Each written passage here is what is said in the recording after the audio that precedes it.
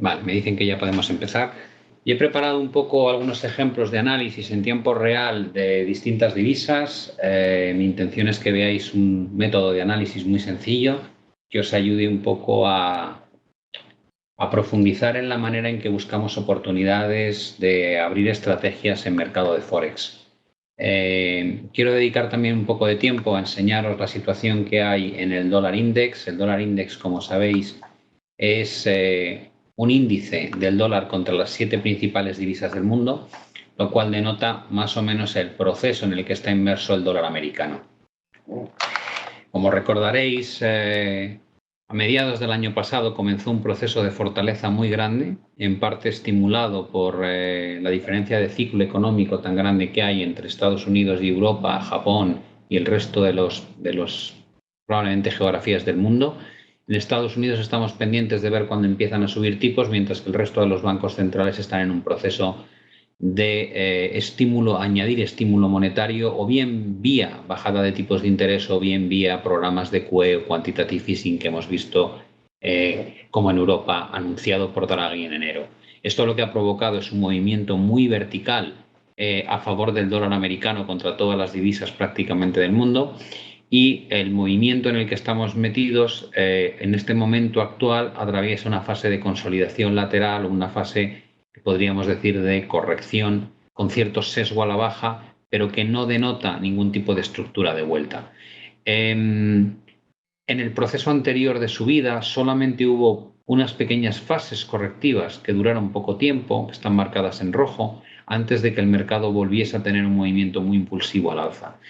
El proceso actual está teniendo una duración mayor, viene de la mano de las declaraciones que hicieron los representantes de la Reserva Federal de que, de alguna manera, la situación macroeconómica, en la medida en que se ha deteriorado en Estados Unidos, pues está retrasando la posibilidad de que se subiesen los tipos a partir de junio de este año, y se centra toda la atención en lo que pueda pasar en septiembre o, si no, en diciembre. Si los datos siguen saliendo mal, se retrasará la subida de tipos y nos enfrentaremos a la posibilidad de que se revise a la baja el escenario de subida de tipos hasta el 1% en 2015 a simplemente que sea 0,25, 0,30, y esto podría provocar una corrección aún mayor del dólar. Pero gráficamente la sensación que da es que a priori la zona más probable de corrección del dólar se sitúa entre 95 y 96, y a partir de aquí debiéramos tener nuevos desarrollos al alza importantes. ¿Por qué la visión tan estructural alcista del dólar contra todas las divisas del mundo?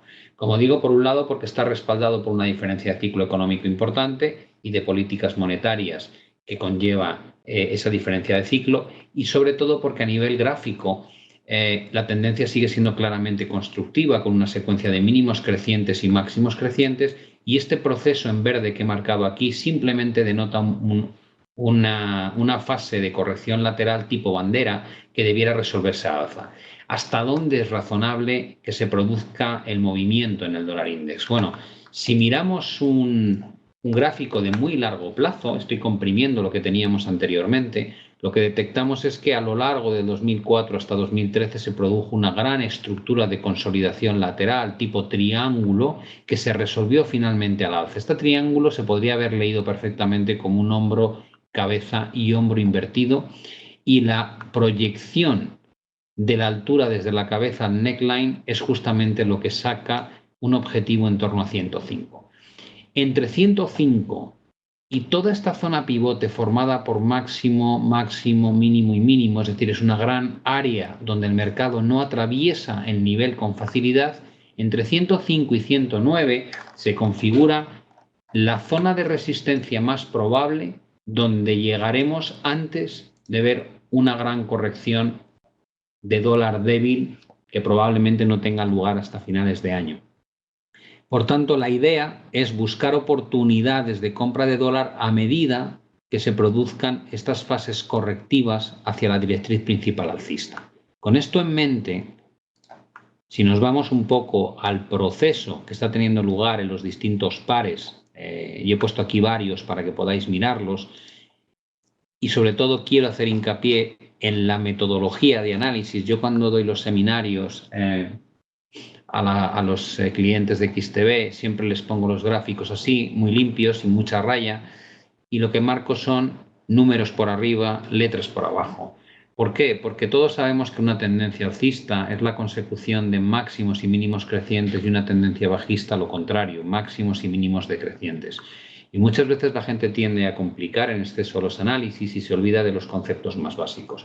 ¿Cuál es la tendencia en eurodólar? En eurodólar la tendencia obviamente es bajista desde que alcanzamos niveles cercanos a 1,39,5 en verano del año pasado y desde entonces hemos visto una primera fase de caída intensa y luego una fase tremendamente agresiva que es el movimiento desde 1,26 hasta el mínimo en 1,04,5. Si tuviésemos que hacer un análisis extra de lo que estamos viendo, lo que podríamos decir es que dentro de la gran tendencia bajista en la que estamos metidos, se han producido ciertas aceleraciones, pero que estas aceleraciones han ido perdiendo parcialmente intensidad. ¿Por qué? Pues porque no hemos mantenido la senda de la tendencia más acelerada, sino que el mercado ha perforado dicha línea de tendencia de una manera lateral y ahora mismo tenemos aquí configurado un rango importante. ¿Cuál es el rango en sí que nos debiera llamar la atención? Bueno, pues los rangos se forman por puntos de máximos y mínimos alineados. En este caso, 10, 11 y 12 está claramente configurando la resistencia más importante en el euro-dólar a corto plazo, pero además se puede encajar con antiguos mínimos. Si yo marco una línea en torno a F y veo que pasa muy cerca de los puntos 10, 11 y 12, lo que hago es esto. Esta es la zona que inicialmente representó un soporte muy importante en el proceso bajista y que posteriormente funcionó de techo aquí y aquí. ¿Cuál es la base de este rango lateral? J y K. ¿Qué es lo que tengo, por tanto? Lo que tengo simplemente es un proceso bajista estructural y una fase de consolidación lateral. ¿Cómo son las fases de consolidación lateral? Pueden ser rectángulos, pueden ser triángulos, pueden ser formaciones round top, round bottom hasta que rompan. Lo cierto es que yo no sé esto en qué se va a convertir. ¿Cuáles son los posibles escenarios? Que rompamos al alza o que rompamos a la baja el rango. Si rompemos al alza, ¿qué significa? Que esto es un doble suelo. Mínimo, mínimo, separación por puntos en medio. ¿Cómo se mide la proyección de un doble suelo? Por la altura de la estructura. ¿Cuál es el objetivo, por tanto, en el caso de ruptura? Este. ¿A dónde me lleva ese objetivo? A retestear la directriz principal bajista. ¿Cambia en algo esta proyección a 13? No, lo único que hace es que el proceso de caída tan brutal que hemos tenido, especialmente desde finales del año pasado, tenga una corrección significativa. ¿De cuánto estamos hablando? Realmente, ¿qué representa este movimiento? Yo utilizo Fibonacci para calcular proyecciones que tengan sentido respecto a tendencias rotas. Es decir, que si mi tendencia rota es esta, la voy a marcar de un color distinto, de color verde. Si la línea de tendencia que hemos roto es esta, la corrección que espero ver en un momento dado máxima es entre un 38 y un 50% de todo el movimiento. ¿Qué quiere eso decir? Que probablemente si el mercado ataca la zona del 50% de Fibonacci de toda la caída, coincidiendo con la directriz estructural bajista, vea esto como una gran oportunidad de venta. A la hora de entender cómo montar una estrategia, hay varios aspectos que yo tengo muy en cuenta. Uno es si opero o no a favor de tendencia. No me gusta, a ser posible, operar en contra.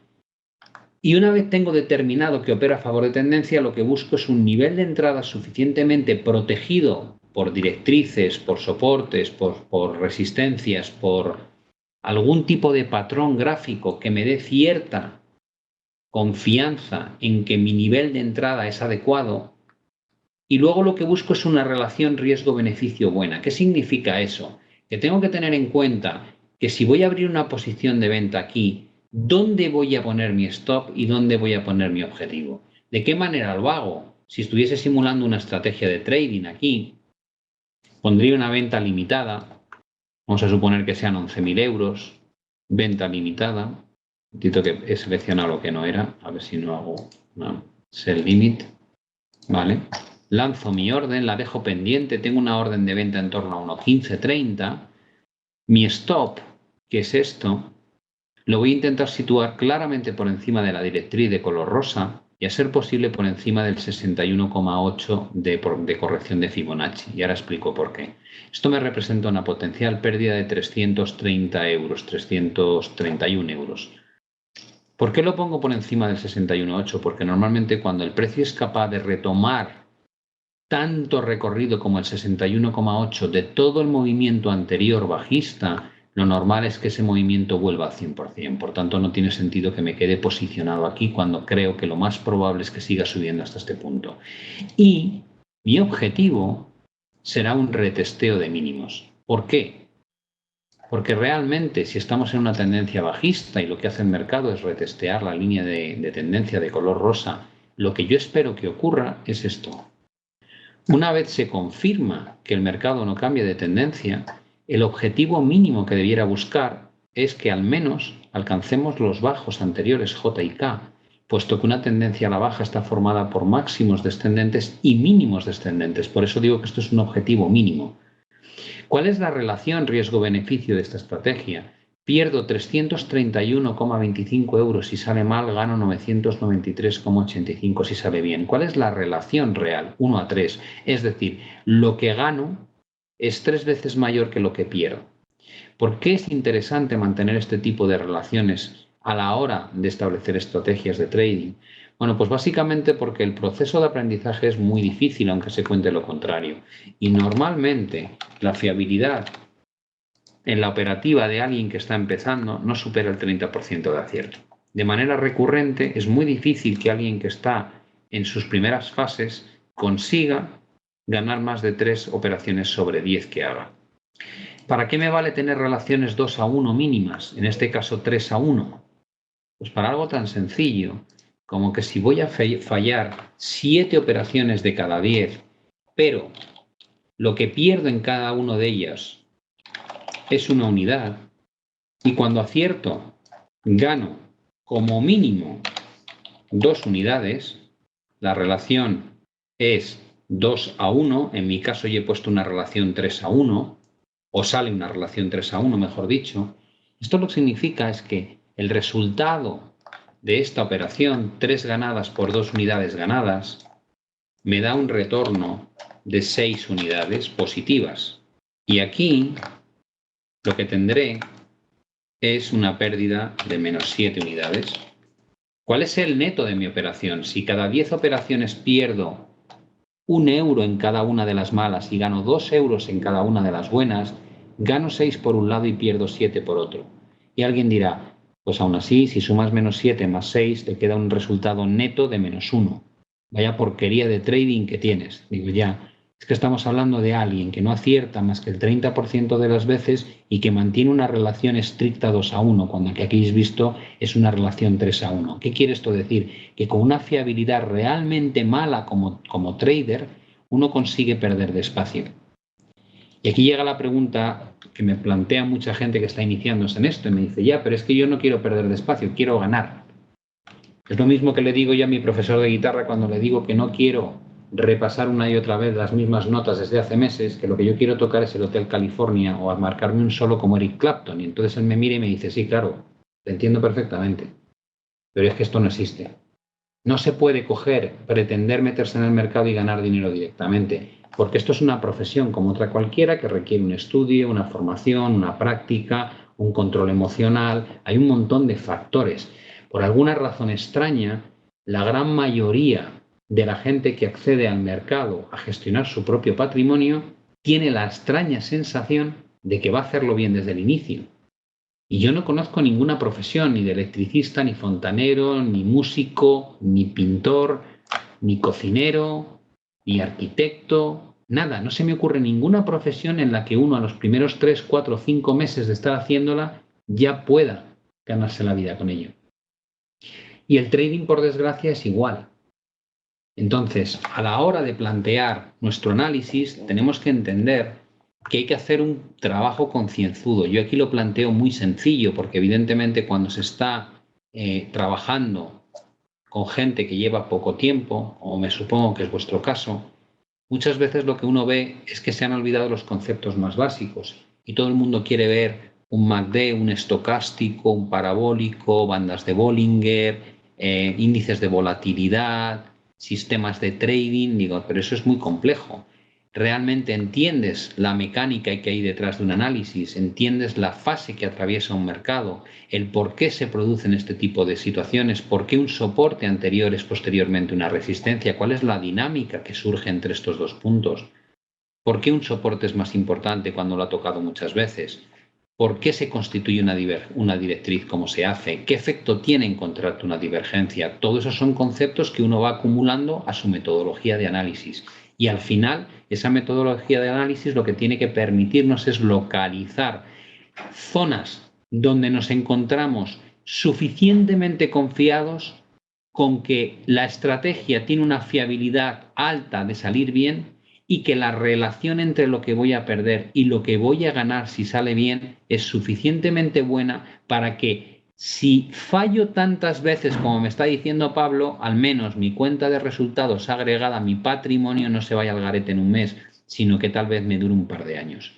Porque como digo siempre, si uno coge una cuenta, se pone a invertir y la pierde en 2 meses, ha aprendido muy poco, ha aprendido simplemente que es una úlcera y lo mal que se pasa. Pero si por el contrario uno está gestionando 2 años hasta perder su dinero, que probablemente si uno aguanta 2 años no lo va a perder íntegro, pero en ese proceso de 2 años acumula un montón de experiencia, acumula un montón de conceptos y de metodología y entiende mejor cómo funciona esto y está mejor preparado para subsistir el siguiente año.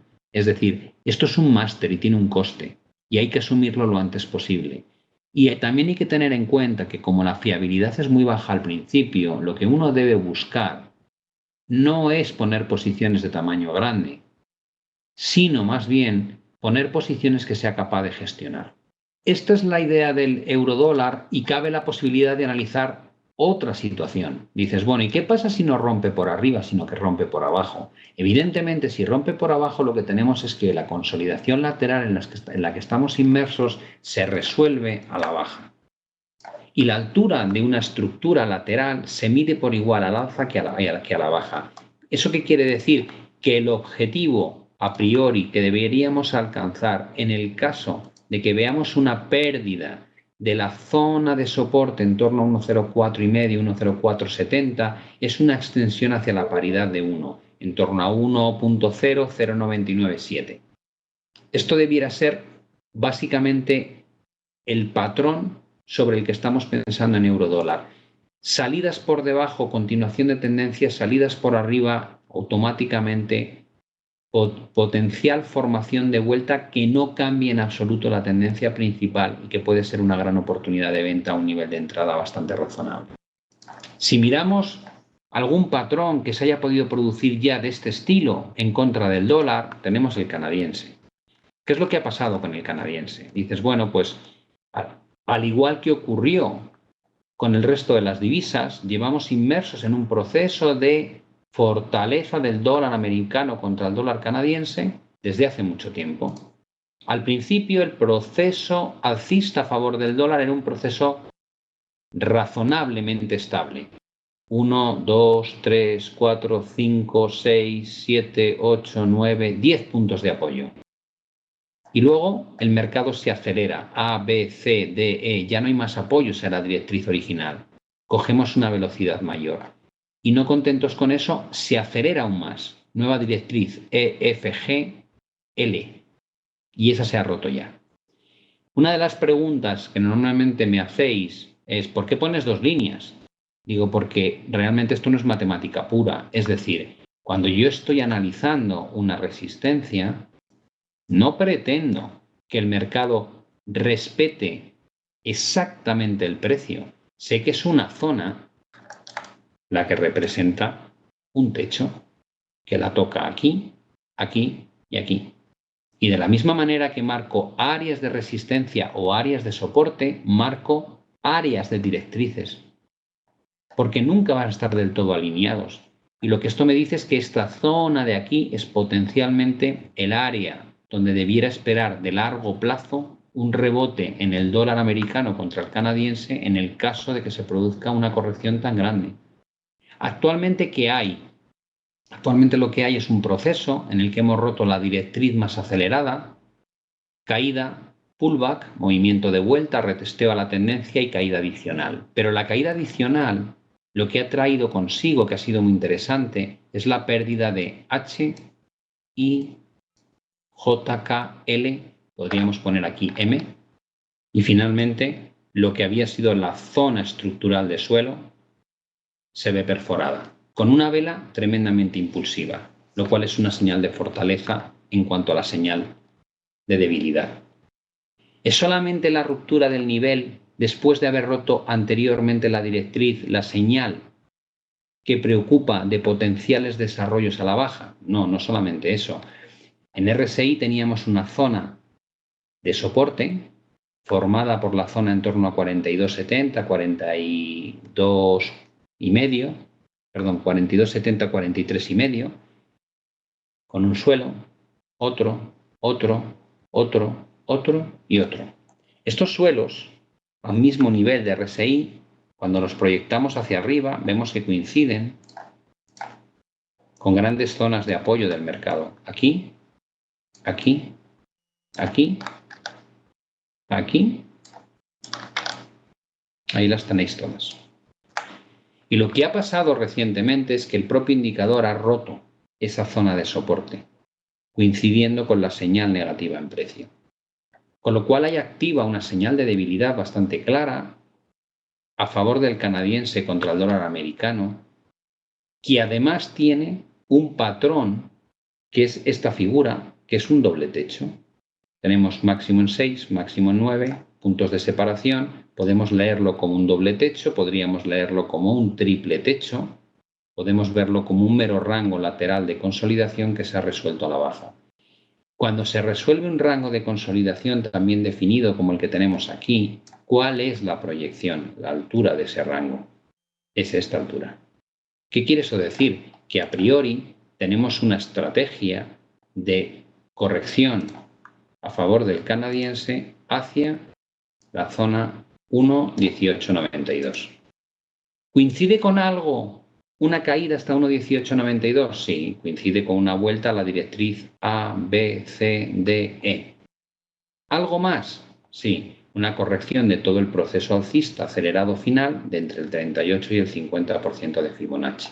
¿Qué quiere eso decir? Que lo más probable es que si el mercado cae aquí, haya una buena oportunidad de entrada. ¿Por qué? Porque habrá limpiado la sobrecompra extrema que hemos tenido y estaremos buscando una entrada en torno a la directriz porque operamos principalmente a favor de tendencia. Por tanto, esto se configura como una buena oportunidad para buscar posiciones a favor del dólar americano contra el canadiense. ¿Esto se puede producir por alguna razón en concreto? Bueno, ya hemos comentado que el dólar index está en un proceso correctivo y tal vez todavía le quede realizar esta caída al dólar antes de ver esta expansión hacia arriba, lo cual encaja relativamente bien con este proceso de dólar débil momentáneo antes de retomar la tendencia otra vez al alza. En el caso de buscar oportunidades de compra en esta zona, pues estaríamos buscando un posicionamiento. Voy a poner el mismo importe de antes simplemente para tener la referencia. Estaría buscando una orden de compra en torno a este nivel. Vamos a restringirlo al punto de objetivo. Buscaría, al estar en tendencia alcista, que otra vez como mínimo retestemos los máximos anteriores. Por tanto, busco un beneficio de en torno a 700 euros. Y a la hora de poner mi stop, lo que he utilizado para ser constructivo es que se ha cumplido el objetivo de la proyección de la formación de vuelta, que espero una corrección entre un 38 y un 50% de Fibonacci de la última fase alcista y que tengo una gran directriz alcista formada por 1, 2, 3, 4, 5 y potencialmente 6 puntos que pasa por aquí, que espero que no se rompa. Por tanto, a la hora de poner mi stop tendré que ponerlo por debajo de mis argumentos, por debajo del 50% y por debajo de la directriz alcista a la que hago mención. Con lo cual, a la hora de fijar mi stop loss, lo buscaré por aquí. Aproximadamente unos 200 euros de pérdida contra un beneficio potencial de 700. En este caso, la relación podría ser de 3,1 veces lo que espero ganar respecto a lo que espero perder. ¿Podríamos jugar este movimiento a la baja? En principio sí. ¿Cuál es el problema? Que jugar este movimiento a la baja implica jugar este recorrido. Es decir, estamos jugando en un proceso correctivo contra el dólar cuando la tendencia de fondo es claramente a favor del dólar. Eso simplemente quiere decir que al jugar contra tendencia el riesgo que asumimos es mucho mayor. Si tuviese la idea de jugar una compra de 10.000 euros aquí, buscando extensiones luego hasta arriba, la posibilidad de arriesgar mi dinero a la baja, sabiendo que opero contra tendencia, lo haría de una manera mucho más conservadora. Es decir, que si fuese a poner una orden de venta, mis argumentos serían, a ver si esto es un pullback, es decir, vamos a ver si veo este movimiento. Una pequeña recuperación para posteriormente alcanzar el objetivo, con lo cual yo voy a buscar mi orden de venta en este pullback, confiando en que la zona 1.2360, 1.2430, que este soporte roto ahora debiera actuar de resistencia, me permita poner los stops por encima. Es decir, buscaría una orden de venta en torno a este nivel. Como tengo mucha menos confianza en el recorrido operando contra tendencia, voy a jugar 1.000 euros, no 10.000 como antes. Voy a poner mi orden de venta. Mi stop va a estar por encima de la zona antigua de soporte que ahora actuará de resistencia y mi objetivo en la proyección de la estructura doble techo. Eso me deja, he puesto 1.000 euros, han sido demasiado pocos evidentemente, me dejaría un retorno positivo de 30 de beneficio contra menos 12 de pérdida. Es decir, habría que haber puesto en lugar de 1.000 probablemente 3 o 4.000 para que esto se hubiese multiplicado por 3 o 4 veces y aún así sería mucho menor de lo que estoy dispuesto a jugar en el proceso de compra alcista. De esta manera lo que tengo es una posición de venta potencial si el mercado retestea este nivel, jugando una estructura de vuelta, buscando una corrección del 38,2-50% de Fibonacci, un acercamiento a la directriz principal alcista y a partir de aquí lo que querría realmente es volver a montarme en una tendencia a favor del dólar que además está respaldada no solamente por este gráfico, sino por lo que podemos apreciar en un gráfico global del dólar como es el dólar index. ¿Qué hemos utilizado para este tipo de análisis? Cosas sencillísimas. Líneas de tendencia, soportes, resistencias, formaciones gráficas de vuelta, cálculos de Fibonacci cuando se rompen las tendencias y un pequeño concepto de cómo trasladar soportes en indicadores a señales en el precio. Hemos hecho un análisis tremendamente básico, pero hemos incorporado algo importante. Gestión de capital en la medida en que estamos teniendo en cuenta cuánto vamos a ganar respecto a cuánto vamos a perder si funciona bien la posición. De esta misma manera, hemos analizado el euro-dólar, el dólar contra el canadiense, podríamos analizar el dólar-yen. Realmente podemos analizar cualquier mercado así. El dólar-yen, si lo miramos, lo que nos encontramos es un proceso en el que ha habido una fase lateral muy antigua antes de que el Banco Central japonés, de la mano de Abe y de Kuroda, implementasen en 2012 las políticas de expansión monetaria, los programas de QE famosos. El mercado se encontraba sumido en un proceso básicamente lateral. Con toda la política monetaria rompemos ciertos niveles, montamos tendencias tremendamente agresivas. Estas tendencias agresivas en las fases finales generan divergencias en indicadores técnicos. ¿Qué significa eso? Significa que a pesar de que el precio va consiguiendo marcar máximos cada vez más altos, los indicadores técnicos ya no confirman esa fortaleza y marcan máximos a la baja. Y eso al final lo que consigue tarde o temprano es producir este tipo de correcciones. Esta corrección empezó siendo vertical y luego se estabilizó en un rango lateral. Este rango lateral es un triángulo simétrico que se solventa con la ruptura al alza en este punto y genera la siguiente fase impulsiva. Y después de esta fase impulsiva volvemos a localizar un estancamiento lateral a lo largo de 2014. ¿Qué es esto? Y se vuelve a resolver al alza y hemos tenido fase impulsiva, correctiva, impulsiva y ahora estamos aquí. Si nos centramos en el momento actual, ¿qué es lo que se ve? Se ve una gran resistencia en torno a los puntos 5 y 9, que en el momento en que la ampliemos, vemos que se convierte en 5, 6, 8, 9 y 10. Esta zona entre 120, 77 y 122 representa el gran techo. Pero ¿qué está ocurriendo por debajo? Por debajo de FGH son todo mínimos crecientes. Por tanto, ¿qué es lo que hay? Hay un proceso lateral con máximos planos y mínimos crecientes, lo cual dota la estructura de cierta presión al alza. ¿Qué más había? Lo que realmente había antes, cuando lo analizábamos hace un mes y medio, era una formación triangular de este estilo. Esto es lo que teníamos. ¿Cuándo se produce la superación de la banda de arriba? Aquí. ¿Y qué es esto que tenemos después? Una especie de pullback extraño muy alargado en el tiempo. Pero de momento es evidente que la connotación de este análisis es que en una tendencia al alza como la que hemos visto, el que el mercado se quede en rangos laterales durante un tiempo es positivo. Es una forma como otra cualquiera de limpiar las grandes zonas de sobrecompra que alcanzan los osciladores. Con lo cual ahora mismo lo que debiéramos estar pendientes del siguiente punto importante que pueda decantar aceleraciones al alza. ¿Dónde está ese punto? Superar máximos anteriores 5 y 9.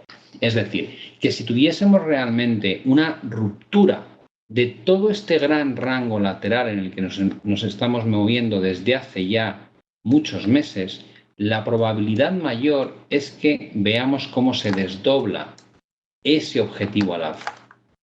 ¿Esto dónde me deja? Pues me deja en una situación en la que probablemente se podrían buscar estrategias por encima de 5 y 9 con objetivos en torno a 127,64. ¿De qué manera voy a montar una estrategia como hemos hecho anteriormente? Bueno, pues lo que estaría haciendo lógicamente es buscar señales de compra por encima de 5 y 9 con objetivos en la proyección de la altura del rango lateral y con stops por debajo de las dos líneas rojas. Con lo cual busco ganar todo este recorrido contra esta pérdida. ¿Por qué aquí salta el stop si realmente el mercado hace esto? ¿Por qué quiero que salte aquí mi stop? Perdona la interrupción del teléfono, a ver si lo cogen alguien. Bueno, pues básicamente esta situación lo que debiera traer consigo es que si yo compro porque resolvemos un rango lateral al alza, en el caso de que luego perdamos esa zona tan importante de resistencia que ahora espero que sea un soporte, eso es lo que llamamos nosotros un bull trap, una trampa alcista. Mete a mucha gente comprando en estos niveles y luego la caída normalmente es una invalidación de la señal de fortaleza, lo cual suele traer consigo cosas muy negativas. Para empezar, que es muy probable que entre los puntos de 5 y el potencial punto 11 que se generaría aquí, surgirían divergencias en un gráfico semanal, lo cual denota que además de haber un bull trap, hay una divergencia activa con máximos crecientes y máximos decrecientes a nivel de osciladores, lo cual es una señal claramente adversa a lo que estamos persiguiendo. En cuyo caso tiene todo el sentido del mundo que cuando se invalida la estructura y mi análisis salte mi stop y no me deje posicionado ante el riesgo de que tengamos luego correcciones mucho más grandes. Uno de los principales factores en los que se falla cuando se hace trading en el mercado es básicamente el concepto del tamaño de las posiciones. Es decir, cuando la gente se dedica a operar por primera vez o lleva poco tiempo en el mercado, uno tiende a pensar que va a ganar dinero. Y en la medida en que va a ganar dinero, pues se corta bastante poco a la hora de seleccionar el tamaño de la posición. Como va a ganar, pues cuanto más apueste, mejor. Esa es una mentalidad bastante absurda, pero que está muy condicionada por todo el marketing, toda la publicidad engañosa con la que se rodea esta industria a nivel de Internet. La realidad es que la probabilidad de que alguien gane al principio es muy baja. ¿Eso qué quiere decir? Que el tamaño de vuestras posiciones debe ser ridículamente pequeño. La gente dice, entonces no voy a ganar dinero. Y yo siempre contesto, es que no lo vas a ganar de cualquier manera. O sea, que no te molestes. Vas a tardar un tiempo. Claro que vas a acertar algunas estrategias, pero en su conjunto y de manera consistente no lo vas a ganar. Sería una cosa muy rara que te ocurriese. Evidentemente existen las excepciones, pero no es lo normal. ¿Cómo gestiono ese importe? ¿Cómo determino cuánto pongo? Yo he puesto 10.000 euros, pero ¿por qué 10.000? ¿Por qué no 1.000? ¿Por qué 5.000? Tiene que ser una cantidad que no os impacte. ¿Por qué? Porque si ponéis una cantidad alta cuando las cosas vayan mal, en lugar de centraros en vuestro análisis, vais a estar solamente pendiente de la cuenta de resultados. La mejor manera... Vale, son 3 minutos, doy un concepto último que me parece muy relevante. La mejor manera de verlo es que si yo a vosotros os digo que paséis sobre una línea de 20 centímetros de anchura pintada en el suelo, todos sois capaces de pasar por encima sin pisar fuera. Si cojo un tablón de 20 centímetros de anchura, es decir, de la misma anchura que la línea que he pintado en el suelo y la subo a 1,5 metros de altura, probablemente la gran mayoría de vosotros sois capaces de pasar, pero ya lo hacéis con mucha más inseguridad. Si cojo ese tablón y lo subo 10 metros de altura, probablemente no pase nadie. ¿Qué cambia? Lo único que cambia es el riesgo. El tablón a 10 metros de altura, no os queda duda de que si falláis y os caéis, os matáis. En el de 1,5 metros, si caéis bien no pasa nada y si caéis mal, pues os podéis hacer un esguince. Y en el que está en el suelo, da igual, porque no tenéis ningún riesgo de que os pase nada. Con esta metáfora, lo que quiero decir es que si tú pones una posición excesivamente grande, el bloqueo mental que vas a tener cuando lleguen las pérdidas va a ser tan grande que vas a dejar de analizar para únicamente gestionar la pérdida. Te vas a bloquear. No vas a aprender nada, te va a durar la cuenta muy poco tiempo y vas a sufrir un montón. Entonces, al principio, mi recomendación, como hago siempre, es poner importes tremendamente bajos. No importa que el resultado sea insignificante. De hecho, es que es bueno que sea insignificante. Yo esto lo explico una y otra vez en todos los seminarios que hago en XTB. Muchos son en abierto. Os invito a que, por supuesto, vayáis y os suscribáis. Veréis cómo hacemos análisis de todo tipo de activos. Y luego también en la escuela de trading, en método trading, hacemos este tipo de explicaciones y repasamos conceptos muy básicos de análisis para que la gente entienda cómo estructurar la metodología en base a cuál va a operar más tarde. Me preguntáis si opero en gráficos diarios, yo miro todo, gráficos semanales, diarios, intradays. En los seminarios miramos 5 minutos, 15 minutos, 1 hora, 4 horas, un diario. Hay seminarios de Forex, hay seminarios de renta variable, hay seminarios de commodities, hay análisis macro y fundamental junto con técnico. Es muy variado. Yo os invito a que os metáis, la página web la veis, veis los seminarios que se imparten, los horarios, veis cuáles son los seminarios que están en abierto y, oye, me parecería genial que os vea por allí. Y en un momento dado, pues me decís, oye, que vengo de la conferencia que nos diste en FX Street y así os localizo. Así que, bueno, sentidos libres. Esto es un proceso que dura meses, por no decir años, con lo cual no es cuestión de ver un seminario, sino de repetir una y otra vez la pauta de análisis y lo hacemos con mercado en tiempo real, con lo cual, pues hombre, surgen oportunidades o vemos posibilidades de estrategias, cómo habría que plantearlas, cuáles son los riesgos y cosas parecidas. Yo creo que ya me he comido los 3 minutos que me quedaban hasta el 45, con lo cual simplemente desearos muchísima suerte en vuestra aventura si estáis empezando a operar en los mercados. Y bueno, pues que nos veamos en alguna otra conferencia dentro de poco. Me alegro mucho que os haya gustado. Bueno, pues muchas gracias a todos por vuestra asistencia y nada, muchísima suerte con la aventura. Buenas tardes, hasta luego.